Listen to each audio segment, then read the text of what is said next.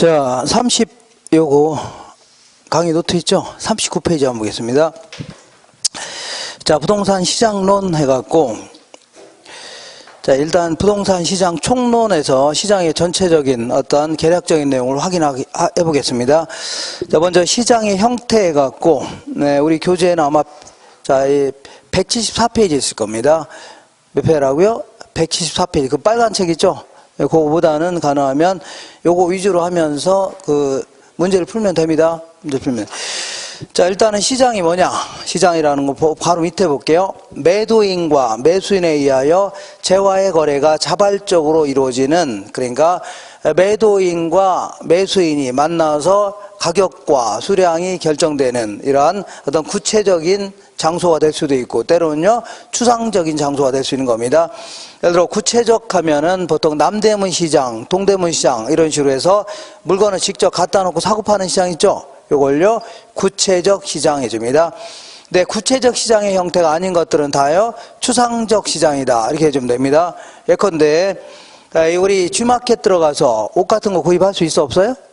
있죠. 요거는 물건을 갖다 놓고 사고 파는 건 아니죠. 물건 엉뚱한 데 가 있는데 거래만 컴퓨터상으로 하는 거 아닙니까? 이런 형태를 다요 추상적 시장이다 해주는 겁니다. 뭐라고요? 추상적 시장. 자, 그러면 이번에는 시장은 이게 크게 두 가지 형태로 구분할 수 있습니다. 이렇게. 자, 시장은 이제 완전 경쟁 시장이다. 자, 완전 경쟁은 뭐 그야말로 경쟁이 완전하다 그런 의미입니다. 그러니까 어떤 공급을 위한 수요자들의 경쟁, 수요를 위한 공급자들의 경쟁이 극에 달아있다는 얘기죠. 이거 가지고 무슨 얘기인지 모르겠네요. 무슨 얘기냐면 누군가가 엄청난 큰 돈을 벌고 있다. 지금부터 큰 돈을 벌라고요? 초과 이윤 해줄게요. 무진장 큰 돈을 벌고 있으면 다른 공급자들이 그걸 놔둬요 안 놔둬요? 안 놔두죠. 치열하게 경쟁을 하면서 초과이윤이 없어질 때까지 싸운다는 얘기입니다. 그러니까 먹을 게 있는 한은 막 싸운다는 얘기죠. 먹을 게 뭐라고요? 없어질 때까지 싸운다는 얘기입니다. 그러니까 어쨌거나 완전 경쟁에서는 절대로 누구라도 절대로 정상 이상의 이윤을 얻을 수가 없는 겁니다. 초과 이윤을 얻을 수가 없다는 얘기죠. 그리고 이러한 시장에서는 자기네들이 맘대로 가격을 결정하면 안 됩니다. 가격 순응자다. 시장에서 결정되는 가격을 따를 수밖에 없는 겁니다. 그러면 누구라도 절대 큰 돈을 못 번다, 초과이윤을 못 얻는다, 이런 시장은 현실적으로 존재할 수 없는 시장입니다. 우리 주변에 보면 누군가는 뭐 돈을 많이 번 사람 있어 없어요? 있죠. 그리고 돈을 못 번 사람도 있고 다 있잖아요. 대기업들은 어마어마한 이익을 챙기죠. 그러니까 현실적으로 이런 시장은 존재할 수 없는 시장입니다. 근데 존재도 않는 시장을 뭐하러 설명하려고 하냐면 이 완전 경쟁의 요건이 네 가지인데 네 가지를 어느 하나라도 못 갖췄다. 그러면 불완전 경쟁이 되는 겁니다. 그럼 결국은 불완전 경쟁 시장을 설명하려다 보니까 뭐 만들어 본 시장 있죠? 이런 시장이 뭐라고요? 완전 경쟁 시장입니다. 그러면 완전 경쟁은 일단은 어떤 조건을 갖춰야 되냐면 첫 번째는 다수의 수요자와 다수의 공급자로 되어야 됩니다. 예를 들어서 어떤 지역에 공급자가 한 명밖에 없다. 그러면 지 마음대로 가격을 결정할 수 있어 없어요? 결정할 수 있죠. 그러면서 무지막지한 이익을 챙긴다는 얘기죠. 근데 그게 아니라는 얘기입니다. 자, 얘는 고만고만한 수요자라든가 고만고만한 공급자가 문제가 많다는 얘기죠. 그러니까 몇몇 기업이 시장을 지배하지 못한다는 얘기입니다. 이렇게. 두 번째는요, 동질의 상품을 판매해야 됩니다. 아무리 공급자가 많다 하더라도 어떤 기업은 유독히 품질이 아주 좋다. 그러면 그쪽으로 몰려요 안 몰려요? 몰리죠. 그러면서 무지막지한 이익을 챙기는데 그렇지 않다는 얘기입니다. 품질도 똑같다고 가정하는 겁니다. 모든 재화나 서비스가 똑같다고 가정해야 됩니다. 그러니까 다시 말하면 이 품질 가지고도 절대 큰 돈을 벌 수 있어 없어요? 없다는 얘기입니다. 그리고 이 시장은 극히 일시적으로 아무리 완전 경쟁이라 하더라도 극히 일시적으로 큰 돈을 벌 수는 있습니다. 예를 들어 볼게요. 자, 어떤 사람이 이제 여기에 여자고등학교가 딱 들어온다 하길래, 여고가 들어온다 하길래 잽싸게 이 앞에다 라면집을 딱 차린 겁니다. A라는 라면집. 그러니까 아주 잽싸게 차리니까 여학생들이 갈 데가 있어 없어요? 없죠. 여기밖에 없죠. 그러니까 이 라면집은 아주 큰 돈을 벌 수 있겠네요. 그죠? 그러면 이렇게 큰 돈 버는 곳에는 다른 기업들이 가만둬야 안 놔둬요? 안 놔둘 수 있게 즉각적이고 신속하게 다른 기업이 들어오기 시작합니다. 그러면 막 들어오니까 어디가 얘가 이제 초과이윤이 줄어들겠죠? 먹을 게 줄어들 거 아닙니까? 그러면 어디까지 들어오냐면 이 먹을 게 있는 한 계속 들어오는 겁니다. 먹을 게. 근데 만약에 그러니까 이게 없어질 때까지 그러니까 지나치게 또 많이 들어오면 또 손해볼 수 있어 없어요? 손해볼 수 있죠. 그러면 장사 안 되니까 또 빠져나갈 수 있다는 얘기죠. 그러다 보니까 결국은 누구라도 뭐라고요? 극히 일시적으로는 큰 돈을 벌 수 있지만 나중에는요 정상적인 이윤 있죠. 요거밖에 더 못 얻는 겁니다. 자, 먹고 살 만큼의 이윤밖에는 못 얻는 시장입니다. 그러니까 누군가가 아주 큰 돈을 벌고 있다. 그러면 즉각적으로 다른 기업이 진입도 아주 자유로워되고 그 다음에 장사 안 되면요 빠져나가는 걸요 퇴거라는 겁니다. 퇴거도 뭐라고요? 자유롭다는 얘기죠. 이런 시장입니다. 그리고 이런 시장에서는 정보를 가지고도 절대 큰 돈을 벌 수 없습니다. 이걸요 완전한 정보를 공유한다 그렇게 얘기합니다. 여기서 완전한 정보라는 것은 공표되어 있는 정보뿐만 아니라 공표되지 않은 정보 있죠. 이것도 모조리 시장 구성원 알고 있다고 가정해야 됩니다. 그러니까 아직 정보가 발표도 안 했는데 불구하고 다 알아요 몰라요? 알고 있다는 얘기입니다. 예를 들어서 내가 어떤 지역이 국토교통부에 삼촌이 있어갖고 이 지역이 지하철이 통과한다고 나한테 살짝 귀뜸해줬어요. 그죠? 그러면 나는 잽싸게 여기로 가야 한가요?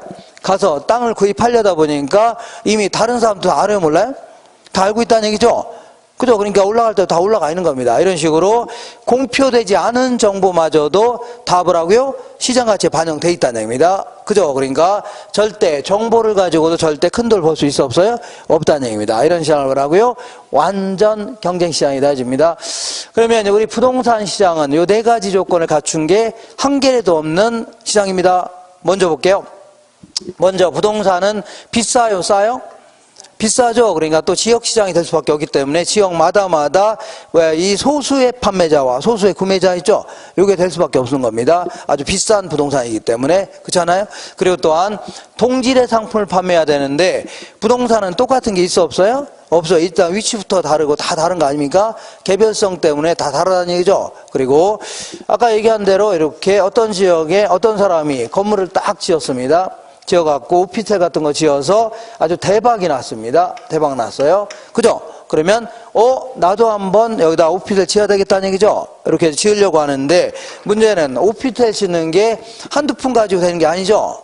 그죠? 그러니까 무지막지하게 막대한 자금이 필요한 거죠. 그잖아요? 돈도 빌려야 되고 이런 게 그러니까 자금 확보가 안 되면 질 수 있어 없어요? 힘들다는 얘기입니다. 그러니까 진입하기도 힘들 뿐만 아니라 그리고 또한 정부에서 추가로 못 짓게 할 수도 있죠. 다양한 형태의 진입 장벽이 존재하는 바람에 계속해서 얘는 큰 돈을 벌 수도 있는 겁니다. 그리고 설사 들어왔다고 치자. 들어왔다. 이게 없어질 때까지 들어왔죠. 이게 지나치게 많이 들어오면 또 손해 나요 안 나요? 손해 할 수 있죠. 그럼 빠져나가는 것도 자유로워야 되는데 자, 이 오피스텔이 임대가 안 된다고 해서 아이고 나 때려치겠다 한다고 살 수 있나요? 그죠? 임대 안 된다고 빠져나오기도 힘들죠? 그대로 놔둘 수밖에 없네요. 그래서 계속 손해나는 경우도 계속 하다는 얘기죠. 계속해서. 그러니까, 자, 이 기업의 진입 퇴거가 아주 자유롭지 못하기 때문에 결국은 기존에 있는 업체가 무진장 큰 돈을 벌거나 계속 손해볼 수도 있다는 얘기죠. 이런 겁니다. 그 다음에, 우리 보면, 우리 완전한 정보를 공유해야 되는데, 우리 장관 청문회에서 낙마하는 사람들 있죠. 이런 사람들이 이런 사람들이 낙마하는 가장 큰 이유 중에 하나가 자기가 공직생활을 하면서 얻은 정보 있죠. 어느 지역에 들어가고 지하철 같은 게 들어온다. 이거 알아요 몰라요? 알죠. 그런 정보를 가지고 그런 거를 다른 사람 알아요 몰라요? 모를 거 아닙니까? 그래, 그런 정보를 가지고 자기 이름으로 투자했다가는 나중에 걸려들 가능성이 높으니까 친구 명의로, 사촌 명의로 투자했다가 나중에 걸려드는 거죠. 그러니까 아직 공표되지 않은 정보는 우리 같은 사람 알아요 몰라요? 모를 수 있다는 얘기입니다. 그러니까 이러한 공표되지 않은 정보를 몰래 입수만 할 수 있다면 무지막지한 이익을 생길 수 있다는 얘기죠. 이런 시장이 일반적입니다. 이렇게 부동산 시장 알겠죠? 그러니까 이 네 가지 조건을 갖춘 게 하나도 없는 겁니다. 그러면 이제 이 불안정 경쟁일 경우는 결국은 누군가는 어마어마한 이익을 챙긴다는 얘기입니다. 초과 이윤을 얻을 수 있다는 얘기죠. 그리고 이런 시장에서는 스스로 가격도 결정할 수 있는 겁니다. 가격을 결정하면서 무지막지한 이익을 챙길 수 있다는 얘기죠. 이런 시장을요, 불안전 경쟁이다. 여기에는 우리 경제학에서는 크게 한 세 가지 형태로 구분하는데, 먼저 독점 시장이다.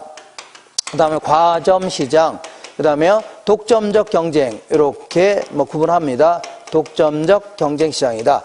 자, 독점 시장은 뭐 그야말로 공급자가 한 명인 시장, 이런 시장을요, 독점 시장이다. 그러니까 공급자가 한 명이니까 우리나라로 치면 전체로 따진다면요, 전력 시장 같은 거 있죠? 이런 게 하나의 독점 시장입니다.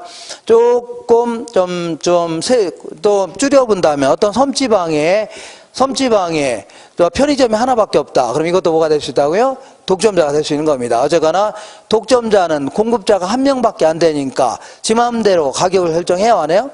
하는 거 아닙니까? 그러면서 무지막지한 이익을 챙길 수 있는 거죠. 이런 게 뭐라고요? 독점 시장입니다. 그 다음에 과점 시장은 뭐 공급자가 두세 명, 많게는 서너 명 정도가 시장을 지배하는 이러한 구조를요, 과점 시장이라는 겁니다. 보통 이제 대기업들이 주도하는 시장은 거의 다 뭐라고요? 과점 시장입니다.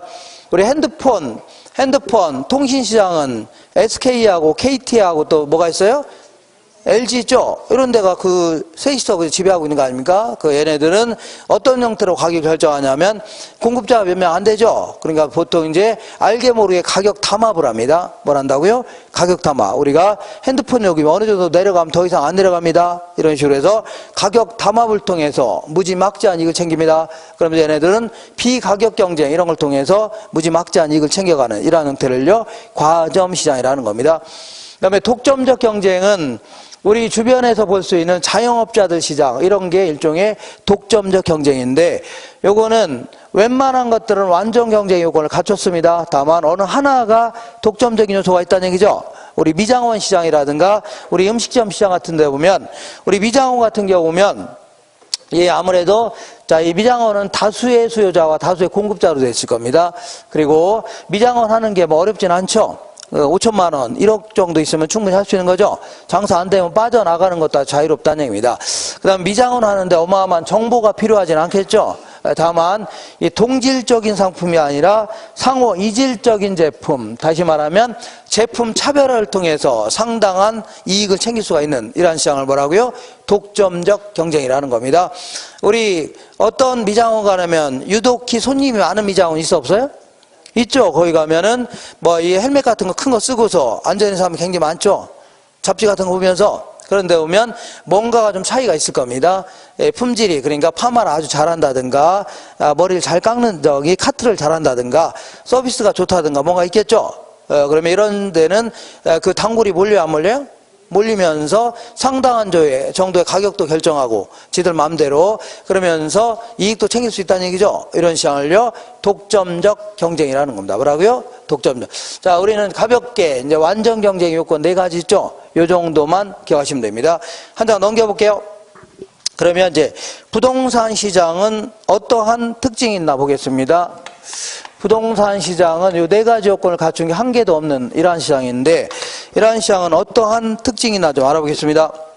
일단 요걸 하기 전에 우리 시장은 매도자와 매수자가 만나서 거래가 이루어지는 장소, 이런 걸 얘기하는데, 이런 시장은 이제 이렇게 크게는 이제 전체 시장이라는 게 있을 수가 있고, 총체적인 시장이라는 게 있을 수 있고, 요거를 여러 가지 형태로 쪼개볼 수도 있는 겁니다. 이렇게 서울의 부동산 시장, 부산의 부동산 시장, 이런 식으로. 그 다음에 주거용, 상업용, 공업용. 같은 주거용이라더라도 대형 아파트 시장, 소형 아파트 시장, 이런 식으로 쪼갤 수 있죠. 이렇게 쪼개진 하나하나 시장을 뭐라고요?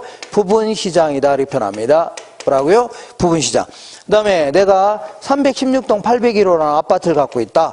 그러면 나는 이 아파트를 팔 때 돈을 많이 받고 싶어요? 적게 받고 싶어요? 많이 받고 싶을 거 아닙니까? 근데 이걸 사려는 몇몇 사람들은 좀 싸게 구입하려고 하죠. 그러다 보니까 이것도 하나도 가격과 수량이 결정되면서 거래가 이루어질 수 있는 거 아닙니까? 이런 걸 뭐라고요? 개별 시장이다 해줍니다. 뭐라고요? 개별 시장이다. 이렇게. 자, 어쨌거나 이렇게 간단히 용어를 정리해보고, 자, 부동산 시장은 어떠한 특징이 있나 좀 알아보겠습니다. 요거는 예를 들어서 맥주 시장이 있는가 하면, 카스 맥주 시장이 있는가 하면 부동산 시장이 있다고 치자. 어떠한 차이점이 있나, 그런 얘기입니다. 자, 먼저 맥주 같은 경우는 전국 단위로 가격도 거의 비슷하겠죠. 그죠? 전국적인 시장이 되는데, 부동산은 일단은 꼼짝해요, 안 해요? 꼼짝 안 하죠. 그러다 보니까 결국은 그러니까 꼼짝 안 하니까 내가 여기다 원룸 지어서 서울에다 광고할 필요 있나 없나요? 없죠. 그러니까 이 근처에다 광고하면 될 거 아닙니까? 이런 식으로 꼼짝 못하는 바람에 결국은요, 지역마다마다, 부동산 지역마다마다 별개의 가격 수준, 거래 관행이 있죠. 이런 결정될 수밖에 없는 겁니다. 이걸요, 국지성이 따집니다. 뭐라고요? 국지성. 지역마다마다 다 달라진다. 그런 얘기입니다. 그리고 아까 얘기한 대로 부동산 시장은 구체적 시장이라는 게 있고, 때로는 뭐라고요? 추상적 시장이라는 게 있을 수가 있는데, 자, 구체적 시장은 아까 남대문 시장, 동대문 시장 있죠? 이런 걸 뭐라고요? 구체적 시장이다. 물건을 갖다 놓고 사고 파는 시장을요, 구체적 시장. 그 다음에 추상적 시장은요, 내가 G마켓 들어가서 컴퓨터상으로 물건 구입할 수 있죠? 이런 게 일종의 답을 하고요, 추상적 시장입니다. 그러면 이 부동산 시장은, 자, 부동산 시장은 때로는 뭐라고요? 구체적 시장이 될 수도 있는 겁니다. 왜냐하면 내가 여기다가 원룸, 오피스텔 하나 지어서 분양 직원들 데려다가 분양할 수 있어 없어요? 있죠. 이럴 경우는 물건 갖다 놓고 사고 파는 거 아닙니까? 아니면요, 어떤 중개사님이 이 정도 바운드리 내에 있는 부동산을 사고 팔 수 있죠. 중개할 수 있죠. 그럼 이 근처에 다 있는 거니까 이런 식으로 얘기한다면 구체적 시장이 될 수 있는 겁니다. 근데 부동산은 어디에 있어요? 춘천에 있는데 거래는 여기서 할 수 있어 없어요? 아, 여기 할 수 있어 없어요? 있잖아. 마석에 있는 걸 여기서 거래할 수 있는 거 아닙니까? 이런 식으로 얘기한다면 부동산은 엉뚱한 데 가 있는데 거래는 여기서 하는 거 아닙니까? 여기서는 뭐를 가지고요? 거래 계약서만 주거니 받거니 하는 거 아닙니까? 이런 형태를 답을 하고요, 추상적 시장입니다. 그러니까 때로는 추상적 시장이 될 수 있기 때문에, 자, 이 춘천에 있는 부동산이 어떤 건지 확인해야 돼요? 안 해야 돼요? 해야 되죠. 이 정보 활동을 필요로 할 수밖에 없는 겁니다. 근처에 학교는 있는지, 도로는 잘 깔려져 있는지, 가격대는 적정한지, 그리고 때로는요, 어떤 정보는 직접 가서 확인도 해야 돼요? 안 해야 돼요? 해야 되죠. 이런 거를 임장 활동을 요구한다. 입니다. 이렇게. 그 다음에, 내가 맥주를 내가 2,000원에 구입한 거를 굳이 이걸 공개하지 않을 필요가 없죠. 왜냐면 다른 사람 다 이렇게 구입하는 거 아닙니까? 근데 부동산은, 자, 이 개별성이라는 특성 때문에 거래할 때마다 아니면 부동산마다 가격은 다 다를 수밖에 없는 겁니다. 평당, 토지 같은 경우는 다 다를 수밖에 없기 때문에 때로는요, 탈세 목적이라든가 재산의 은닉 목적으로, 자, 거래 내용을 숨기려고 하는 경향도 강하다는 얘기죠. 왜냐하면 우리 한번 볼게요. 우리 다운 계약서 이거 왜 쓰나요? 안 쓰는 이유는 이 세금 덜 내려고 하는 거 아닙니까? 이런 게 옛날에는 관행화된 거죠. 그러다 보니까 이런 게 자꾸 이런 숨기려고 하는 경향이 강합니다. 그러다 보니까 내가 어떤 부동산을 구입하는데 과거에 거래했던 가격이 뭐 적정한지 알 수 없는 경우가 많죠. 그러니까 자꾸 정보 탐색 비용, 이게 커질 수밖에 없는 겁니다. 그 다음에 우리 맥주 같은 경우는 똑같은 규격으로, 카스 맥주 같은 경우 똑같은 품질로 똑같은 박스에 담아서 전국에 배포할 수 있죠. 이거 규격화 가능하다 집니다. 이렇게. 근데 부동산은 똑같은 게 있어 없어요? 없죠. 그러니까 자, 이따 위치부터 다르고 다 다른 거 아닙니까? 개별성 특성 때문에 맥주 같은 경우는 하나의 물건에는 하나의 가격이 형성될 수 있는 건데 토지는 한 평당 다 다르죠. 일물 일가의 법칙이 적용될 여지가 없는 겁니다. 그 다음에 비조직성이라고 해서 우리 카스 맥주 같은 경우는 똑같은 규격으로 똑같은 품질로 전국에 배포하는 거 아닙니까? 그러니까 어디서나 전국 어디 가서나 똑같은 맥주를 구입할 수 있죠. 그러니까 총판에서 시작해서 도매상, 그리고 전국 구석구석까지 소매상에 이르기까지 조직화된 시장 있죠. 이걸 만들 수가 있는 겁니다. 근데 부동산은 일단 똑같은 게 있어 없어요? 없죠. 하나하나 일단 다 보고 거래해야 됩니다. 그리고 또한 내가 예를 들어서 자, 양주에 부동산이 있다. 그럼 양주까지 가서 확인해야 돼, 안 해야 돼요? 해야 돼. 부동성 때문에 결국은 직거래가 될 수밖에 없는 겁니다. 무슨 거래라고요? 직거래. 직접 매도자와 매수자가 만나서 거래가 될 수밖에 없다는 얘기죠. 이걸 뭐라고요? 비조직성이라는 겁니다. 그 다음에 수급 조절이 곤란하다. 자, 토지 같은 경우는 토지 수요가 증가하면 가격이 올라가요, 안 올라가요? 올라가면 공급자가 토지의 공급을 늘리고 싶은데 문제는 토지를 새롭게 만들어 공급할 수 있나 없나요? 없죠. 그러니까 결국은 토지 같은 경우는 수요 때문에 가격이 결정되죠. 그러니까 수요 때문에 가격이 폭등하거나 폭락할 수밖에 없죠. 균형 가격이 형성될 여지가 없는 겁니다. 자, 그 다음에 이번에는 부동산도, 건물도 마찬가지입니다. 아파트 같은 경우에도 아파트에 대한 수요가 증가하면 가격이 올라갈 수 있죠. 그러면 공급량을 늘리고 싶은데 즉각적으로 늘릴 수 있나요? 늘릴 수 없죠. 그러니까 단기적으로는 수요 때문에 가격이 결정되는 거 아닙니까? 이거를 균형 가격이라 하기는 아주 곤란하다. 그런 얘기입니다. 그래서 단기적으로는 가격 왜곡 현상이 발생한다. 얘기입니다. 그 다음에 뭐 이런 얘기를 해볼게요. 자, 우리 이거 여기 뭐 예를 들어서 여기는 이 호평지구고 여기는요 마석지구인데 여기는 아파트가 남아돌고 여기 모자란다는 얘기죠. 그러면 남아 도는 걸 갖다가 이쪽을 갖다 팔 수만 있다면 지역 간의 수급 불규정은 해결돼야 한대요. 되죠. 근데 문제는 부동산은 꼼짝해요, 안 해요? 꼼짝 못하니까 어떤 데는 물건이 남아들고 어떤 데는 모자란다는 얘기죠. 이런 거는 그 뭐 때문이라고요? 부동성 때문입니다. 지역 간의 수급 불규정은 뭐 때문이라고요? 부동성 때문이다. 그 다음에 자, 이 부동산은 비싸요, 안 비싸요? 비싸고 똑같은 게 없죠. 그러다 보니까 어떤 사람이 아파트 구입하는데 아무거나 구입하는 거 아니죠. 자기 돈을 갖고 있는 돈을 총 다 투입해야 될 거 아닙니까? 그리고 똑같은 게 없기 때문에 구입하는 데는 상당히 고민을 거듭할 수밖에 없죠. 네, 그러니까 결국은 단기적으로는 단기적 거래가 곤란한 경우가 많죠. 그죠? 그러니까 팔고 싶은데 아파트야 그래도 좀 잘 팔리는데 상가라든가 공장은 잘 안 팔리는 경우도 허다하죠. 그러니까 결국 환근성의 곤란, 그러니까 돈으로 바꿀 수 있는 능력이 매우 떨어질 수밖에 없다는 얘기입니다. 그 다음에 부동산은 내가 한 활동이 남한테 피해를 주기도 하죠. 그러니까 예를 들어서 주택가 한복판에 연탄공장 차리게 되면 남한테 피해를 줘야 안 줘요? 주죠. 그러니까 여러 가지 공법적으로나 공법상, 사법상의 다양한 제한이 따를 수밖에 없는 겁니다. 그죠? 그러니까 우리 시장의 균형을 이루지 못할 때 가격이 올라가면 공급량을 늘리고 싶은데 정부에서 못 짓게 한다든가 못 팔게 할 수 있죠. 그러다 보니까 항상 시장 자율조정 기능을 저하시킨다 이렇게 표현합니다. 그 다음에 자금 조달의 유용성이다 해서 우리 고가품이기 때문에 자금 조달이 원활하냐 그렇지 않냐에 따라서 부동산 시장에 매우 크게 영향을 주는 거죠. 맞지 않나요? 요즘에 부동산 경기가 침체되는 가장 큰 이유는 대출받기 힘들다는 얘기죠. 이런 게 하나의 가장 큰 이유가 되는 겁니다. 이렇게 자금 조달이 만족스럽냐 그렇지 않냐에 따라서 부동산 시장이 매우 크게 영향을 줄 수 있다는 얘기죠. 이렇게 하시면 됩니다. 이번에는 부동산 시장은 어떠한 기능을 하나 알아볼게요. 이 기능이다 혹은 역할이다 이렇게 얘기합니다. 자, 먼저 거기 볼게요. 수요자와 공급자 간의 자원도 배분해주고 부동산 공간도 배분해주는 이러한 형태를 취하게 됩니다.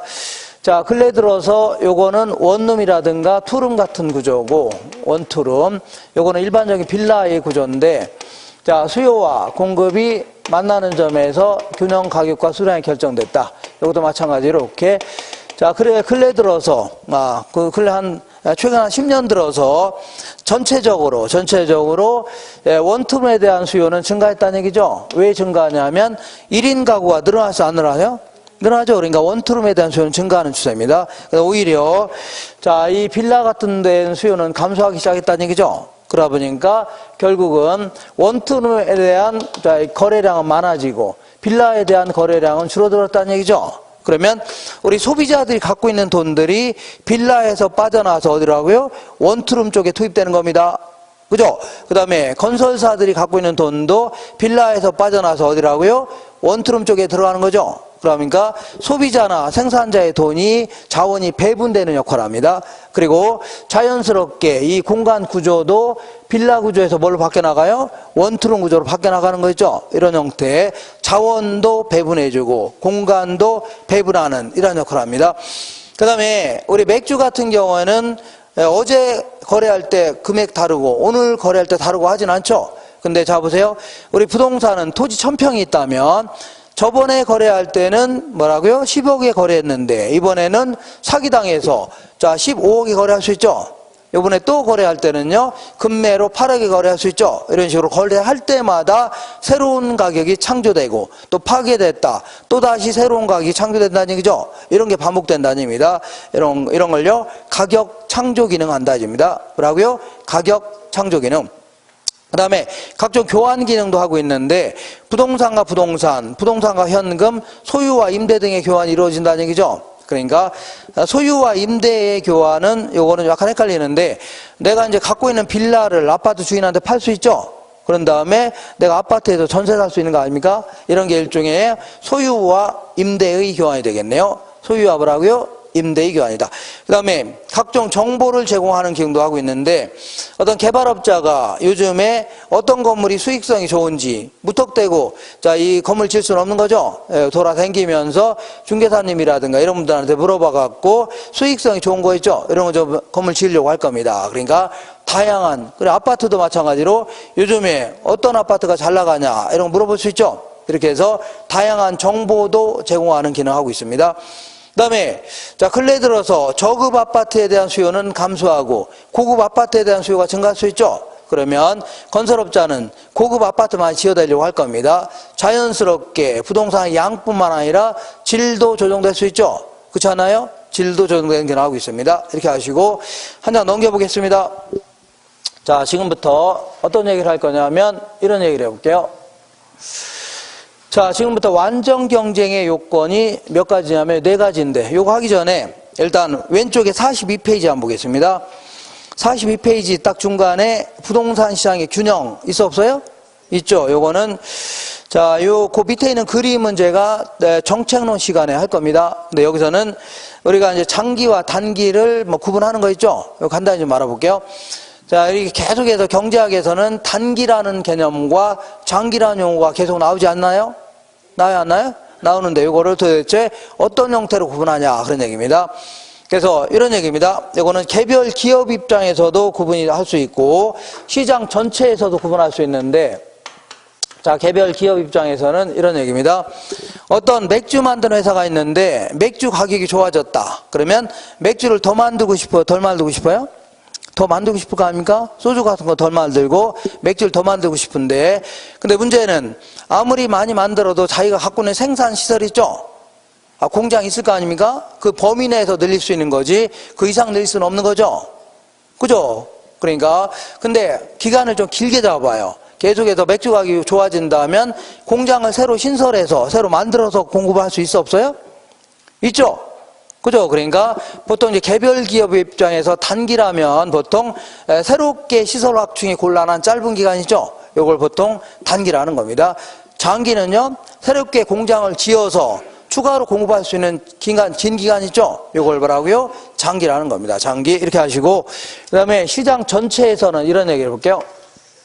이 부분은 다시 정책론에서 다시 할 겁니다. 주택가가 있는데 어떤 사람이 내 땅이라고 연탄공장을 딱 차렸습니다. 그러면 남한테 피해를 줘야 안 줘요? 줄 수 있는 거 아닙니까? 그러면서 보상하면 상관없는데 보상 안 한다는 얘기죠. 이걸요, 부의 외부 효과에 줍니다. 뭐라고요? 부의 효과. 그래서 안 되겠다. 이 지역을 전용 주거지로 묶어놓겠다는 얘기죠. 네, 그러면 공장 나가라는 얘기 아닙니까? 나가면 이 동네는 쾌적해져요? 안 쾌적해져요?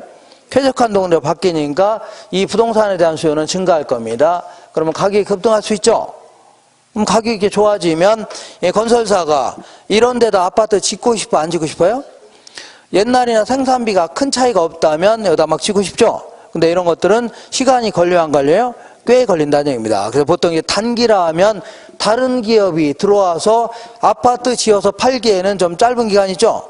그죠? 이런 걸요, 단기라는 겁니다. 장기는요, 다른 기업이 들어와서 아파트 지어서 팔 수 있는 긴 기간이죠. 이걸 뭐라고요? 장기라는 겁니다. 이해가 되겠죠? 이렇게 하시고, 다른 거는 지금 안 해도 됩니다. 네, 이거는 다다음 주 정도 할 거니까 이렇게 하시면 됩니다. 자, 지금부터 뭘 할 거냐 하면, 이렇게, 효율적 시장이라는 걸 공부할 건데, 무슨 시장이라고요? 효율적 시장. 네, 요거는 아무래도 약간 시간이 걸리는 바람에 잠깐만 쉬었다 하겠습니다.